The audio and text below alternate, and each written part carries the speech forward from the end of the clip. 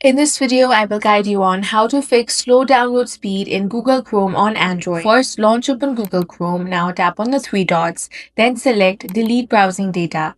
For the time range, you want to select All Time, then tap on Delete Data. Next thing you want to do is enable parallel downloading. For that, on the address bar, you want to type chrome://flags and search for that. Now you want to search for parallel downloading.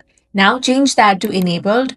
Then tap Relaunch. This can improve download speeds by downloading files in parts simultaneously. Next, you want to change Secure DNS. For that, tap on the three dots again. Go to Settings. Now tap Privacy and Security. Here, toggle on the option of Use Secure DNS. Then tap Choose Another Provider. Tap on the Customize option and select either Google Public DNS or Cloudflare.